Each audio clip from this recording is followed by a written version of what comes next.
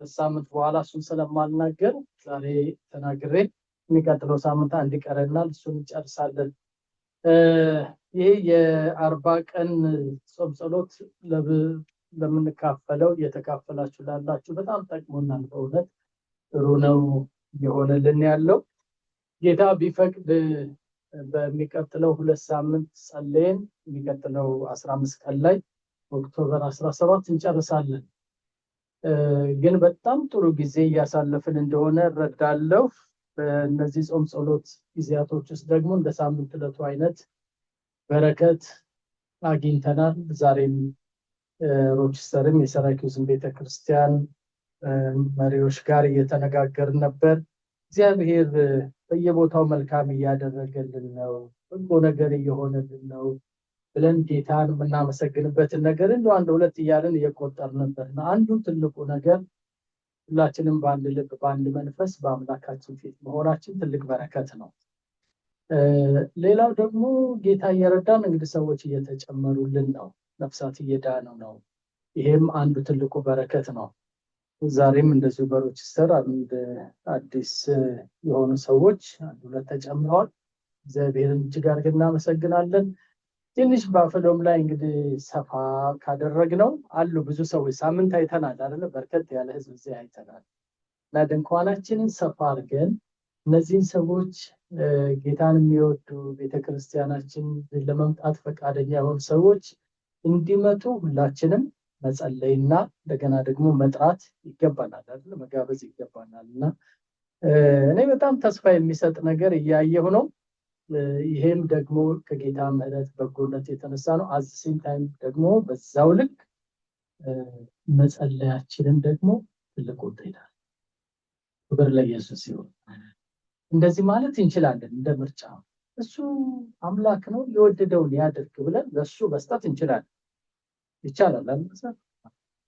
ግን ጌታ እንደሱ እንድናደርግ አይደለም የሚፈልገው እናንተ ስሩ እኔ ባርካችኋለሁ፣ እናንተ አገልግሉ እኔ ደግሞ የምታገለግሉበትን ጸጋ ሰጣችኋለሁ፣ እናንተ ለምኑ እኔ ደግሞ ሰጣችኋለሁ አይደል ያለን? እንደዛ ነው አይደል? ስለዚህ እሱን ለወደደ ያደርግ ብለን የምንተው አይነት አይደለም። እኛም መስራት አለብን። ከምንሰራው አንዱ ነገር ጸሎት ነው። ፕራዮሪቲ ቅድሚያ ጸሎት ነው። ይህንን ከጌታችን ከኢየሱስ ክርስቶስ ለደቀ መዛሙርት ያስተማረው ትምህርት ላይ እናገኛለን አይደለ? በሰማያት የምትኖር አባታችን ሆይ ስምህ ይቀደስ እንልና ከዛ ምንድነው መንግስት የምትበል ፈቃድ በሰማይ እንደሆነች እንዲሁ በምድር ትሁን። እንደፈቀድክ አድርግ አይደለም አንተ ጋር ያለው ፈቃድ እኛ ጋር ደግሞ ይሁንልን። ክብር ለኢየሱስ ይሁን። ስለዚህ ይሄንን ጸሎት አብዝተን መጸለይ ያስፈልገናል። ከሱ የተነሳ ያለፉትን ጸሎት ርዕሶች ቶሎ ቶሎ እንመልከት። የመጀመሪያው ሳምንት የጸለይነው ምስጋና ነው። ምስጋናችን ዘንድ በእግዚአብሔር ፊት ቀረብን። ሁለተኛው ሳምንት ላይ ንስሐ ነው የጸለይነው። እጠበን፣ ቀድሰን፣ አንጻን። መቼም ሰው ሆነን የማይገኝብን ነገር የለም። ብዙ ነገር ነው የሚገኘው። በቅዱስ ደምህ አንጻን፣ እጠበን ብለን ስለኛም ስለ ህዝብም ስለ መንግስታትም ስለ ወጣቶችም በየቀኑ ርዕሶች እየወሰድን ጸልየናል እና ያ ሳምንት የንስሐ ሳምንታችን ነበር። የሶስተኛው ሳምንት ጸሎታችን ደግሞ የጠላትን የዲያብሎስን የአጋንንትን ስራ ማፍረስ እግዚአብሔር ያንን እንዲያፈርስልን ለምነናል። አንተ ተዋጊ ነህ፣ ተዋጋልን፣ እኛ አቅም የለንም፣ አቅሙ ያንተ ነው፣ እባክህ እግዚአብሔር ሆይ ይህንን የጠላትን ስራ ስበርልን ብለን አለቀስን። ልክ እንደተከበበ ነፍሱ እንደተጨነቀች ሰው ሆነን በእግዚአብሔር ፊት አልቅሰናል። አንተ ካልረዳህን ማንም ሊረዳን አይችልም። በተለይ እንደዚህ አይነት ምድረበዳ በሆነ አሁን በእኛ ዘመን ዙሪያችን በኃጢአት በተከበበ ዙሪያችን በአጋንንት በተከበበ ሁኔታ ውስጥ ሆነን ዝም ብለን እንቅልፍ አይወስደንም። ምክንያቱም መንፈሳችን ይነግረናል የሚያስጨንቅ ጊዜ ላይ እንዳለን እናውቃለን። ግን ጌታ የድል አምላክ ነው። አሜን። ለሚጠሩት ደግሞ እግዚአብሔር ተዋጊ ነው። ስለዚህ ያንን የጠላትን ስራ በሶስተኛው ሳምንት የተቃወምን ስንጸልይ ነበር። አራተኛው ሳምንት ባለፈው ሳምንት የነበረው ማለት ነው። ዛሬ የምንጨርሰው ስለራሳችን የግል ህይወት የፋሲል የግል ህይወት ምን ይመስላል? በግል ህይወቴ ላይ እግዚአብሔር የሚፈቅደው ነገር ሆኗል? ምንድነው የቀረው ተስፋ? እግዚአብሔር ተናግሮ ያልተፈጸመ ነገር አለ?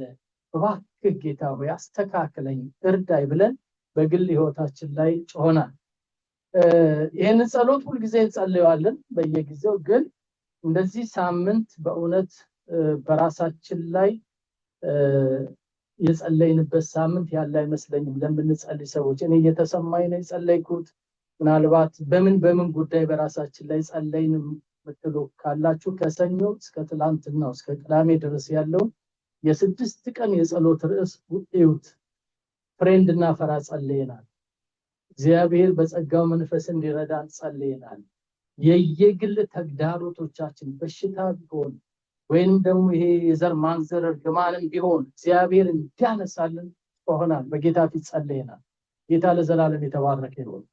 እግዚአብሔር ጸሎታችንን ሰምቶናል። ይሄ የአራተኛው ሳምንት ጸሎታችን ነው። ዛሬ የምንነጋገረው ወይ ነገ የምንጀምረው ደግሞ የአምስተኛው ሳምንት የጸሎት ርዕሳችን ነው። የአምስተኛው ሳምንት ቅድም እንደተነጋገርነው ስለ ቤተክርስቲያንና ቤተክርስቲያን ስለያዘቻቸው ቅዱሳን የምንጸልይበት ሳምንት ነው ይሄ ሳምንት። ስለዚህ ከነገ እንጀምራለን። ርዕሶቹ በየምሽቱ ይደርሳሉ ከሚድናይት በፊት። ቤተክርስቲያን፣ የክርስቶስ ቤተክርስቲያን፣ የኛ ጉባኤ፣ ይሄ የቅዱሳን ማህበር እግዚአብሔር እንዴት እንድትሆን ነው የሚፈልጋት? እኛስ አሁን በደረስንበት ዘመን እንዴት እየሆነች ነው ያለችው እቺ ቤተክርስቲያን? ለምንድነው ወደ ተነገረላት ከፍታ የማትወጣው? ህዝቦቿን እንድትሰበስብ፣ ህዝቧን እንድታስተምር፣ ጽድቅና ቅድስና እንዲበዛላት፣ በእኛም መካከል ፍቅር፣ ሰላም፣ ጤንነት እንዲበዛ፣ ግንኙነታችን፣ ህብረታችን እውነተኛ እንዲሆን ስለ ቤተክርስቲያንና ስለ አማኞች የምንጸልይበት ሳምንት ይሆናል ይሄ ሳምንት። ጌታ ለዘላለም የተባረከ ይሁን። ማለዳ ላይ ሮችስተርም የተናገርኩትን እዚህ ደግመው በዚህም በሮችስተርም እንዲሁም በሴራኪውስ ያሉ ቤተክርስቲያናት የራሳችን ማምለኪያ ቦታ የለንም አይደለም? የለንም። አያስፈልገን? ያስፈልገናል። ከኔ ጋር ናችሁ? የኛ የሆነ ነገር ቢኖረን ልጆቻችንን በነፃነት ይገለገላል። ስለዚህ በዚህ ሳምንት ስለ ቤተክርስቲያን ስንጸልይ ይሄንንም መጸለይ መቻል አለብን። ጠዋትም የተነጋገርነው እሱ ስለሆነ ስለዚህ እግዚአብሔር ቢረዳን አማኑኤል ቤተክርስቲያን የራሷ ቢልዲንግ ቢኖራት፣ ልጆቿን የምታስተምርባቸው ክፍሎች ቢኖሯት፣ ደግሞ ሁሉ ቀን እንደዚህ ሆነን አንኖርም አይደል? የምታዩት ከተማ ውስጥ ያለ ወይ ደግሞ በመላው ዓለም ያለ ቤተክርስቲያንና ካቴድራል ገንዘብ የተረፋቸው ሰዎች አይደለም የሰሩት።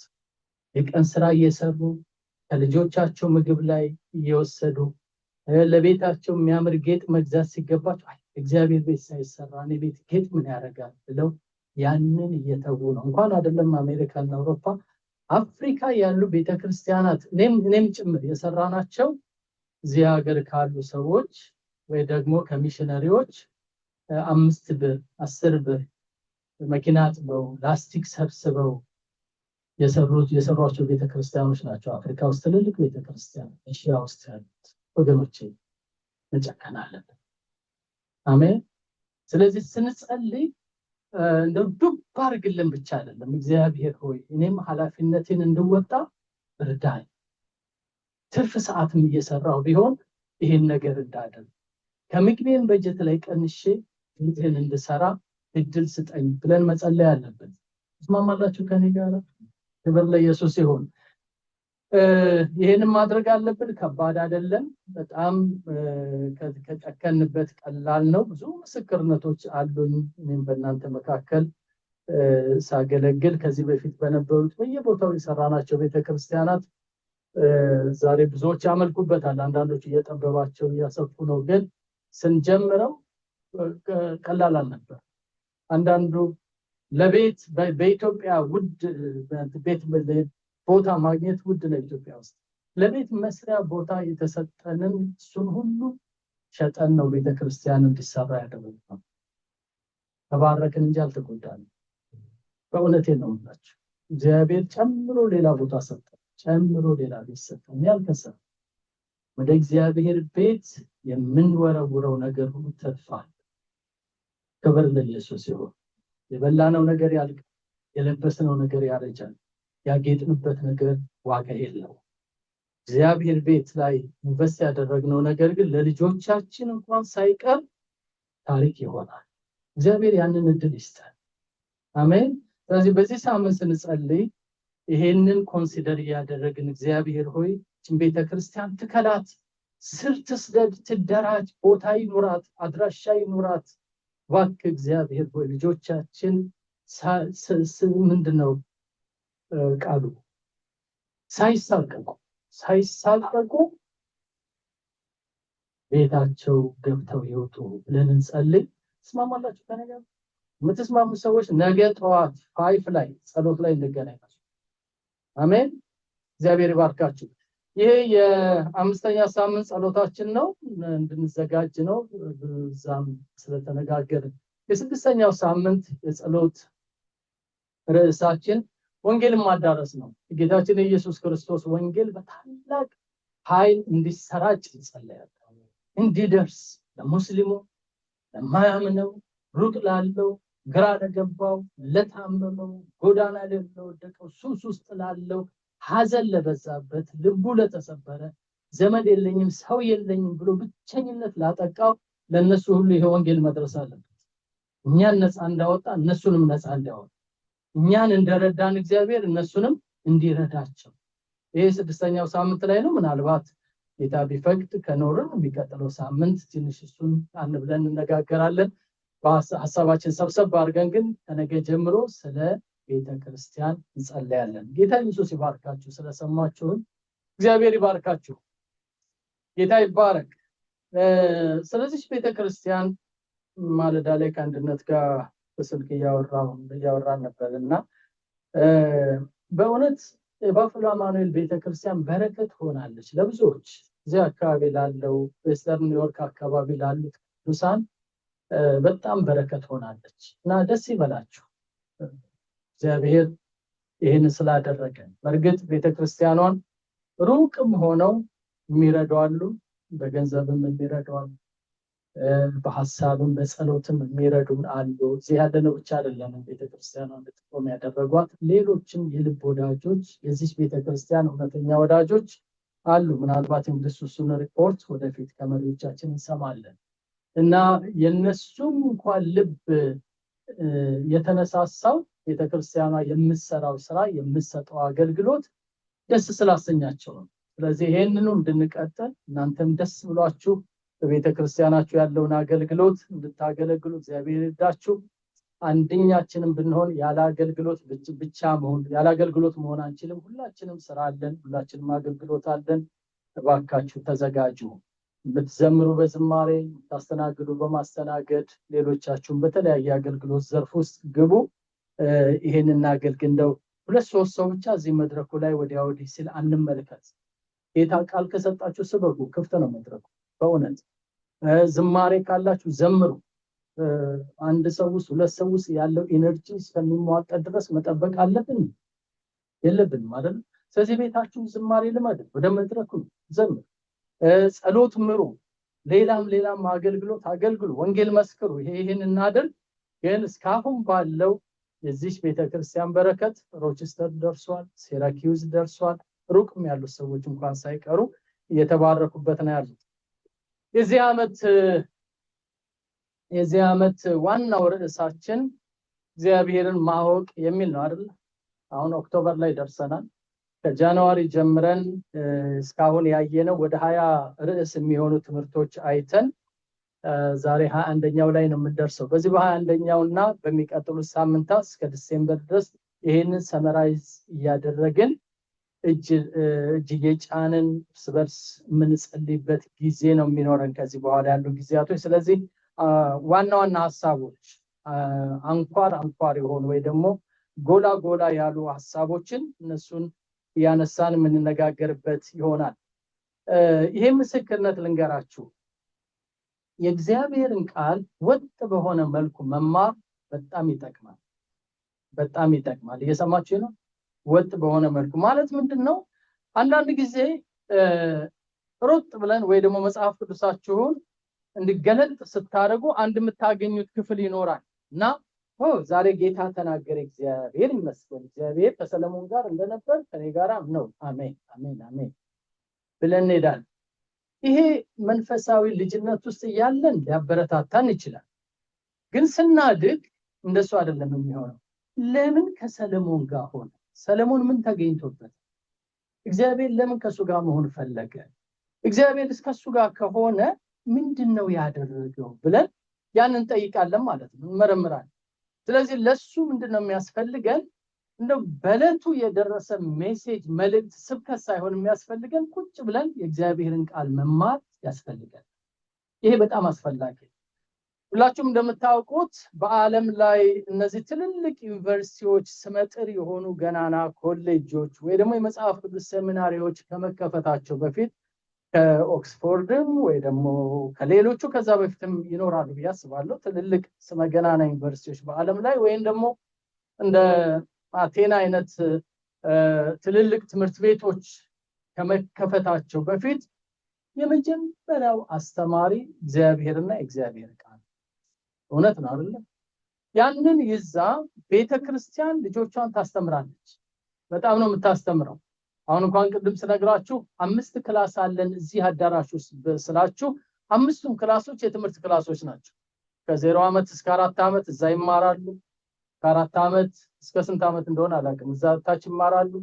ከዛ ከ12 ዓመት በላይ ደግሞ ይማራሉ። ከዛ ደግሞ ትልልቆች ይማራሉ። እኛ ደግሞ እዚህ እንማራለን። በየቦታው ምንድነው መጽሐፍ ቅዱስ ተገልጦ እንማራለን እንደያቅማችን። አንዳንዱ ዮሴፍን ታሪክ ይሆናል፣ አንዳንዶቹ ስዕል ይሆናል ላይ የሚማሩት። ሌላው ቦታ ያሉት ደግሞ ጠንከር ያለ ነገር ሊሆን ይችላል። እኛ ደግሞ ትንሽ አጥንት መቆርጠም ስለጀመርን ጠንከር ያለውን ይሆናል የምንማረው። ግን ዞሮ ዞሮ አጠቃላይ ስራው ምንድነው? ሲውላችሁ ማስተማር በሉልኝ፣ ማስተማር። ልጆቿን ካስተማረች በኋላ ቤተክርስቲያን ወደ ውጪ ደግሞ ያለውን ታስተምራለች። ሰው እንዴት መኖር አለበት፣ እንዴት ነው መመላለስ ያለበት፣ እንዴት ነው መዋደድ ያለበት ብላ ደግሞ የውጭውን ዓለም ታስተምራለች። ከውጪ ያለ ወደ ውስጥ ቤተክርስቲያንን ሊያስተምራት አይፈቀድም። ምን ዕውቀት አላቸው የሚያስተምሩት? ከነጋራ ናቸው። ልጆቿም ደግሞ ወደ ውጪ ሄደው መቀላወጥ የለባቸው። ዕውቀት ፍለጋ ወደ ሌላ ቦታ መሄድ የለባቸው። ትክክለኛው ዕውቀት የሚፈሰው እግዚአብሔር ቤት ነው። ከነጋራ ናቸው። ኦኬ፣ አንድ ጥቅስ አለ። ያለ ጥቅስ መሞገት አይቻልም ማለት። ኦኬ፣ ኢሳይያስ ምዕራፍ 2ን እናነበውና ከሱ ጋር ደግሞ ሚልክያስ ምዕራፍ 4 እናነባለን። ከርዕሴ ውጪ ነኝ፣ ግን ትምህርትን የሚመለከት ትንሽ መናገር ስለፈለኩ ነው። ኢሳይያስ ምዕራፍ 2 እና ሚልክያስ ምዕራፍ 4 ተመሳሳይ የሆነ ነው። በአንድ ወቅት የተነሱ ነቢያቶች ናቸው። ሁለቱም የተነበዩት ለተለያየ ቦታ ቢሆንም ሁለቱም ግን ተመሳሳይ የሆነ ነገር ይናገራሉ። ኦኬ፣ ከኔ ጋር ከሆናችሁ ኢሳይያስ ምዕራፍ 2ን አገኛችሁ?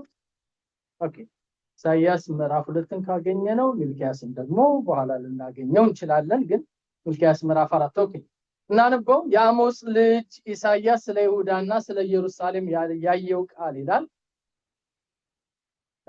እንደዚሁ ደግሞ ሚልክያስ ይሄንንም ተመሳሳይ የሆነ ነገር ተናግሯል። አንድ ቃል እስከሚመስል ድረስ ቆነ የተነጋገሩት የሚገርም ነው። ኦኬ እናነበው። ደርሳችኋል?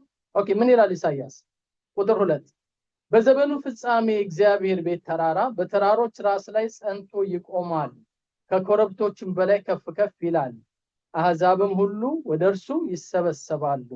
ሕግ ከጽዮን የእግዚአብሔር ቃል ከኢየሩሳሌም ይወጣልና ብዙዎች አሕዛብ ሄደው ኑ ወደ እግዚአብሔር ተራራ ወደ ያዕቆብ አምላክ ቤት እንውጣ፣ እርሱ መንገዱን ያስተምረናል ነው የሚለው።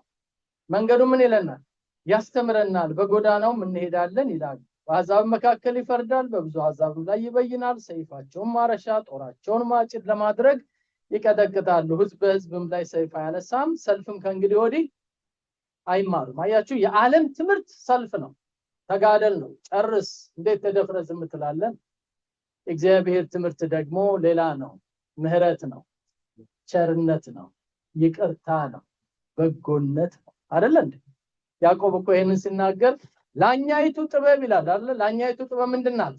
ገር፣ ንጽሕት፣ እሽባይ፣ ታዛዥ ናት፣ ታራቂ ናት ይላል አይደል? ይሄንንም ያዕቆብ ላይ ልሄድና ላንብበው። ኦኬ ያዕቆብ ምዕራፍ 3 ቁጥር 17 ላይ ላኛይቱ ጥበብ ግን በመጀመሪያ ንጽሕት ናት፣ በኋላም ታራቂ፣ ገር፣ እሽባይ፣ ምሕረትና በጎ ፍሬ የሞላባት ጥርጥርና ግብዝነት የሌለባት ናት። የጽድቅ ፍሬ ሰላምን ለሚያደርጉ ሰዎች በሰላም ይዘራል። ይሄን ማነበው ያዕቆብ ምዕራፍ 3 ቁጥር 16 እና 17 ነው። 17 እና 18 አያችሁ፣ እውነተኛ ትምህርት የሚገኘው እኛ ያለንበት ማህበር ውስጥ ነው። አቤት አሜን ብትሉ ሲበደም አሜን በሉ። መሞገት ያስፈልገናል ራሳችንን። እግዚአብሔር ቤት የምንመጣው ለመሰባሰብ ብቻ ለመማር ነው። ለመማር ነው። አእምሯችን እንዲሰፋ ነው። መንፈሳችን ጥበበኛ እንዲሆን ነው። ልባችን አስተዋይ እንዲሆን ነው። እግዚአብሔር የተባረከ ይሁን። ክብር ለኢየሱስ ይሁን።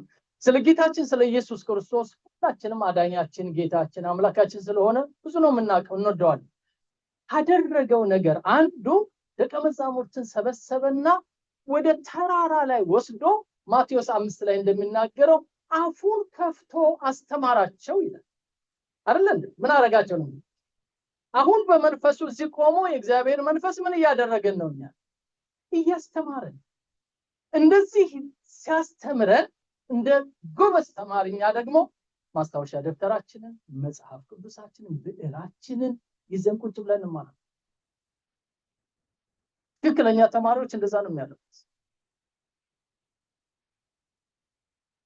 በጣም በሚያሳዝን ሁኔታ ግን የማይጠቅም ትምህርት፣ ገርነት የሌለው፣ ንጽህነት የሌለው፣ ሽባይነት የሌለው፣ ታራቂነት የሌለው ያዕቆብ እንደዚህ የሚለው እንደውም ይሄ ትምህርት ይለዋል። ይሄ አሁን የዘረዘር ነው ገርነት የሌለው፣ ንጽህነት የሌለው ወይ ደግሞ ታራቂነት፣ ሽባይነት የሌለው የስጋ ነው፣ የዓለም ነው፣ የአጋንንት ነው ይላል። የአጋንንት ትምህርት አለ ማለት ነው። የስጋ ትምህርት አለ ማለት ነው። የዓለም ትምህርት አለ ማለት ነው። ስለዚህ ከዓለም ትምህርት፣ ከአጋንንት ትምህርት፣ ከስጋ ትምህርት ትክክለኛውን ትምህርት የምናገኘው ከጌታ ነው። አሜን። ያንን ደግሞ የምታስተምረው ቤተክርስቲያን ናት። የእግዚአብሔር ቤት በተራሮች ራስ ላይ ከፍ ብላ ትታያለች። ሕግ ከጽዮን ይወጣል። ሕግ ከእግዚአብሔር ቤት ይወጣል። ጌታ ለዘላለም የተባረከ ይሁን። ስለዚህ ይህንን ብዙ ፈርጅ ያለውን ብዙ መልክ ያለውን ትምህርታችንን እንቀጥላለን፣ እንማራለን። ለመማር ደግሞ ሁላችንም መዘጋጀት ያስፈልገናል። የደህንነት ትምህርት አለ፣ ከዛ የደቀ መዝሙር ትምህርት አለ፣ የአገልግሎት ትምህርት አለ፣ አሁን የተጀመረ የጋብቻ ትምህርት አለ፣ ክርስቲያን ጋብቻ ትምህርት፣ ሌሎችም ደግሞ አሉ።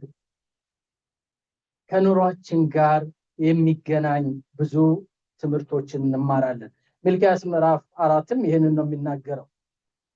ለማለት የፈለኩት በዚህ ዓመት እግዚአብሔርን እንወቅ ብለን እየተማርን ነው ያለን። እግዚአብሔር ምን እንበለው? እንወቅ። እግዚአብሔርን ባወቅነው ቁጥር የሚሆንልን በረከት አለ። የአንድ ክርስቲያን መንፈሳዊ እድገቱ የሚለካው አምላኩን የማወቅ መጠን መጨመሩ ነው። ለምሳሌ እኔ ይህን ትምህርት መማር ስጀምር ባለፈው ጃንዋሪ በመጀመሪያው ሳምንት እግዚአብሔርን የማወቅ አቅሜ 5% ከሆነ ይህንን ዓመት ሙሉ ስለሱ ሳስብ፣ ስለሱ ስማር፣ ስለሱ ሳጠና ቆይቼ ወይ 7% ወይ 10 ደግሞ ከረዳኝ 20-25% ከፍ ካላለ ዓመቱን በሙሉ ዝም ብዬ ነው የጨረስኩት ማለት ነው አይደል? እንደ ሰው ተኛለሁ፣ እነሳለሁ፣ እንደ ሰው በላለሁ፣ እንደ ሰው መላለሳለሁ፣ እንደ ሰው ልጆች አሳድጋለሁ። በቃ ታስ ነፍሴ ውስጥ ዕውቀት ጨምሯል? አልጨመረም። የዛሬ ዓመት ኦክቶበር የነበርኩበት ሌቭል ላይ ከሆንኩኝ ምንም እግዚአብሔርን ማወቅ በህይወቴ ምን አላለም ማለት ነው አልተመ አንዳንድ ጊዜ ዕውቀቶች እንደንፋሎት ናቸው፣ ይበናሉ፣ ይጠፋሉ። ለዚህ ነው በብዙ ሰዎች አብራችኋቸው አሳልፋችሁ ኖራችሁ አንድ ቀን ስታገኛችሁ ማን የት ነበር እንደዛ እኔ ብዙ ጊዜ ብያለሁ፣ ብዙ ለማስታወስ ይቸገራለሁና አብረው ይቀርብ እንኳን ወይ ኮሌጅ ወይ እንደዚህ የተማሩትን የት ነበር የምንተዋወቀው ብዬ ያፈርኩባቸው ጊዜያቶች አሉ። እንደኔ ያጋጥሟችሁ ከሆነ አያችሁ፣ አእምሯችን ይረሳል፣ እንረሳለን። የእግዚአብሔርንም ቃል ልንረሳ እንችላለን። ግን ምንድነው አድርጉ የሚለው መጽሐፍ ቅዱስ? ሳታቋርጡ ተማሩ፣ አሰላስሉ። ክብር ለኢየሱስ ይሁን። ቃሉን በሌላ አባባል ቆፍሩት፣ መርምሩት። ኢየሱስ ጌታ ነው። ተማማሩ እርስ በራሳችሁ። አንዱ ሌላው ምን ይበለው? ያስተምረው።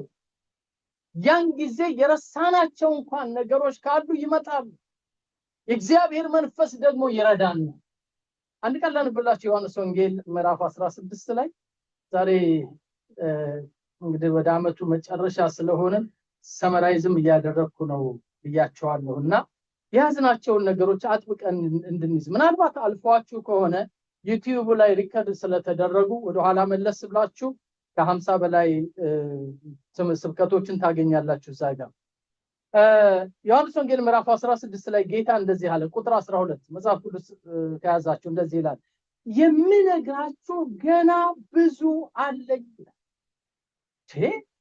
አይገርምም?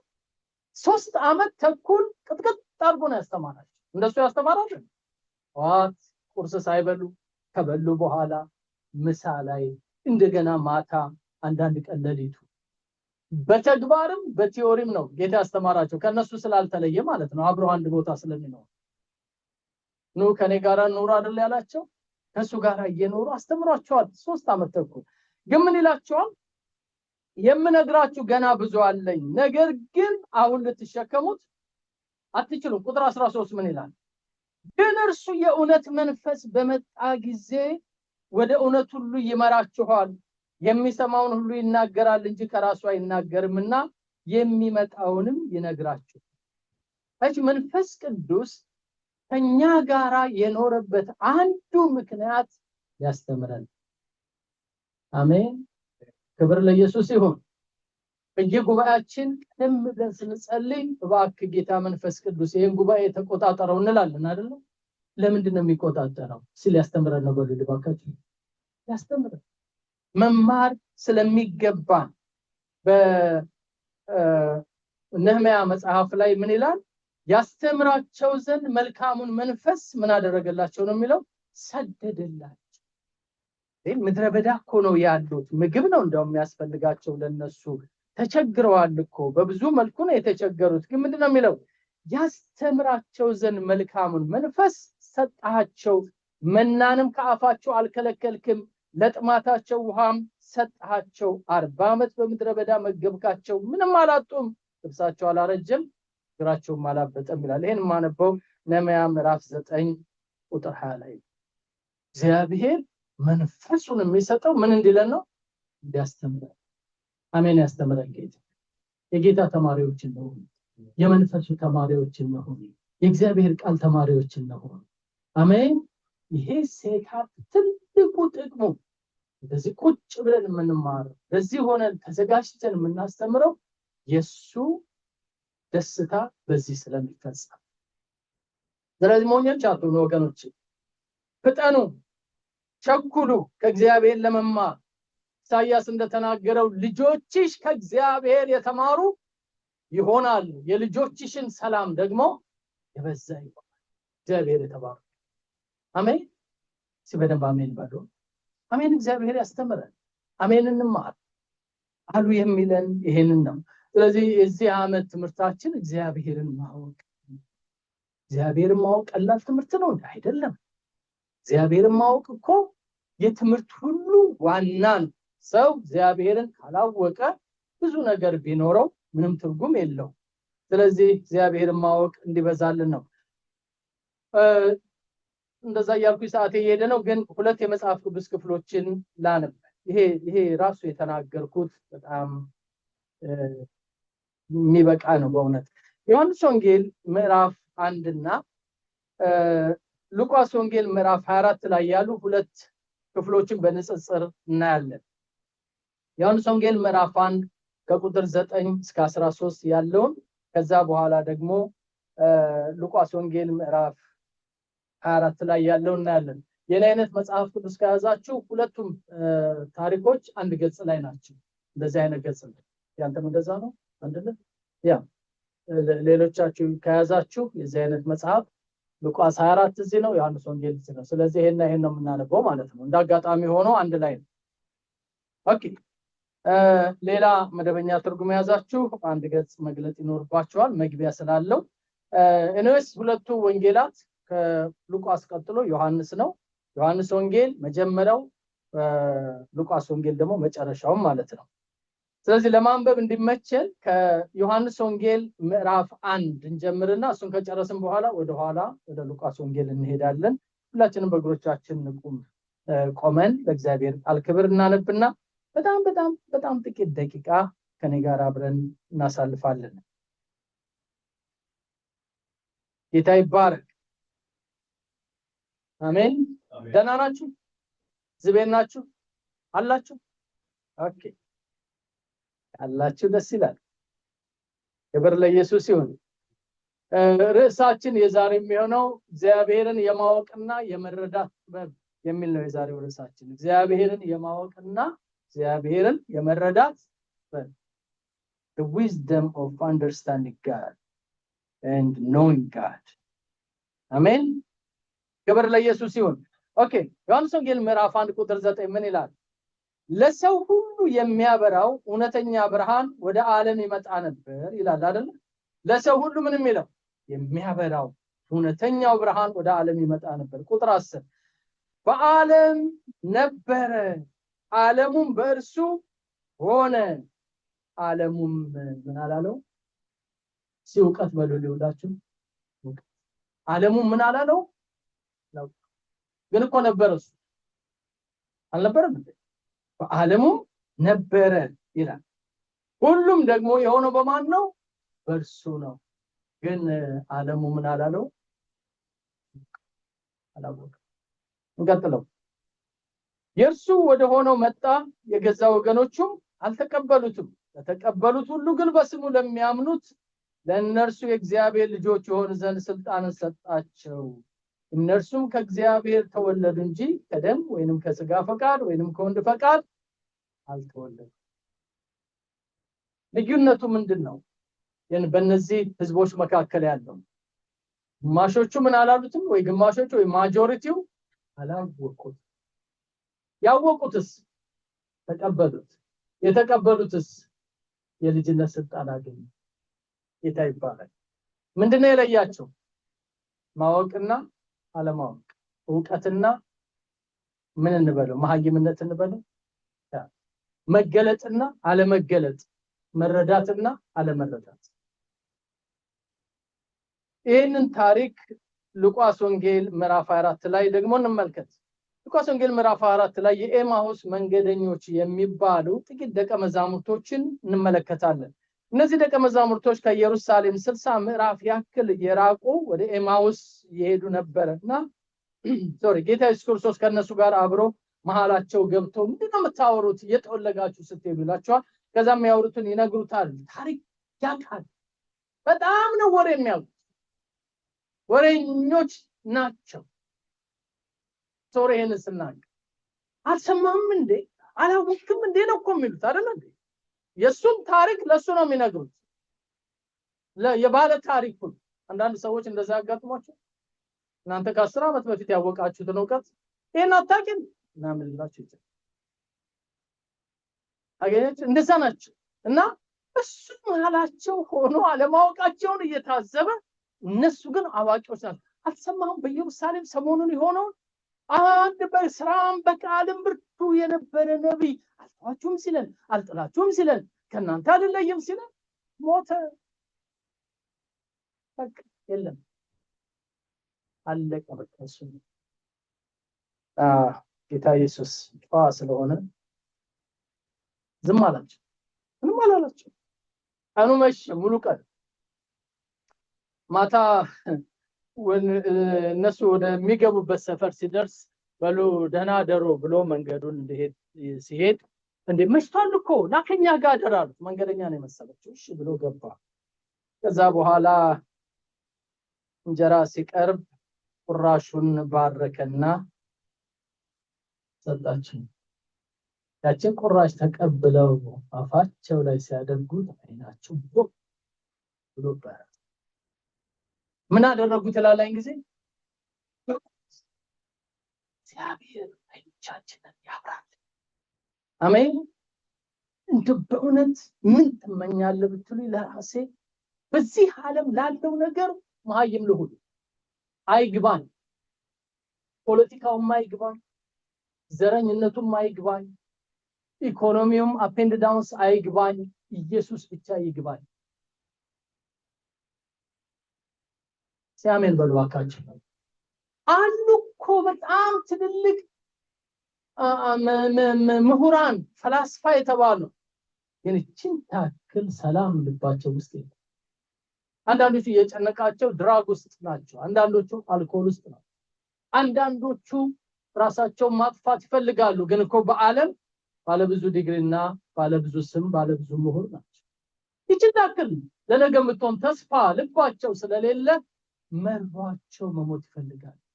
የኔ ኢየሱስ እንደኔ አይነቱ መሀይም አይኔን አበራልኝ። አሜን። ህይወት እንዲጥመኝ አደረገ።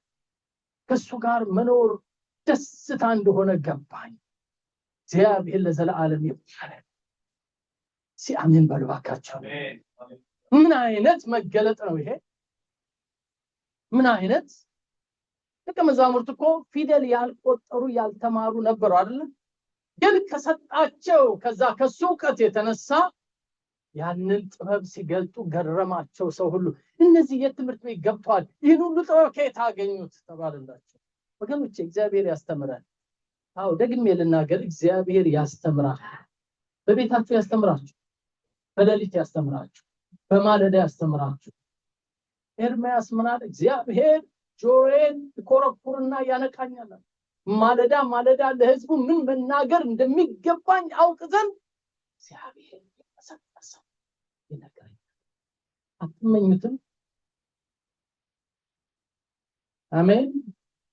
አዎ የሥራ አለርም ከመቀስቀሱ በፊት መንፈስ ቅዱስ ቀስቅሶ አንድ ነገር ቃል ያለ ደስተኞች እንሆናለን። እንዴት አዋቂዎች እንሆናለን። ክብር ለጌታ ይሁን። ስለዚህ እነዚህ የኤማሁስ መንገድ ሰዎች ወሬኞች ናቸው። ያወራሉ ግን ቆርሶ ሲሰጣቸው ቁጥር 40 ላይ አይናቸው ምን ሆነ ይላል? ተከፈተ ይልና ከዛ ምን አሉት ይላል? አወቁት። ብዙ ሰው የለም አጠገባችሁ፣ ግን አጠገባችሁ ያለውን ሰው እግዚአብሔርን እንድታውቀው ይርዳ በሉና ባርኩ። በቃ አወቁት። ይሄ ነበር የሚያስፈልግ፣ እሱን ማወቅ፣ እግዚአብሔርን ማወቅ። በኋላ ላይ በሚቀጥለው ጊዜ ሁሉንም ደቀ መዛሙርት አገኘና ይሄን ተናግሬ ልጨርስ ወይ አብረን እናንበው። ቁጥር 44 ላይ እልፍ ብላችሁ ሉቃስ ወንጌል ምዕራፍ 24 እርሱም ከናንተ ጋር ሳለው በሙሴ ሕግና በነቢያት በመዝሙራት ስለኔ የተጻፈው ሁሉ ይፈጸም ዘንድ ይገባል ብዬ ነገርኳችሁ ቃሌ ይሄ ነው አላቸው። በዛን ጊዜ መጽሐፍትን ያስተውሉ ዘንድ አእምሯቸውን ከፈተላቸው። አእምሯቸው ምን አለላቸው ነው የሚለው? ከፈተላቸው። ለምን? መጽሐፍት የሚናገሩት ስለሱ ስለሆነ። እንጸልይ። እግዚአብሔር አባትና አምላካችን እጅግ አድርገን እናመሰግንሃለን። እኛ ሁላችን ካንተ ለመማር ፈልገን ነው በዚህ የመጣነው።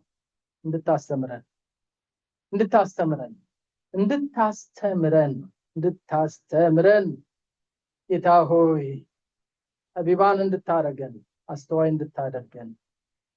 አቤቱ ቅዱስ አባት ለዲያብሎስ ለሰይጣን ለዚህ ዓለም ደግሞ ለራሳችን የሥጋ ምኞትና ፈቃድ እንዳንገዛ እንዳንታለን፣ ሰይጣን እንዳይሸውደን በሽንገላው እንዳያታለን፣ ብሩህ አእምሮ እንድሰጠን፣ ጠቢባን እንድታረገን፣ አስተዋዮች እንድታረገን፣ ዕውቀትን እንድጨምርልን በኢየሱስ ክርስቶስ ስም እንለምንሃለን።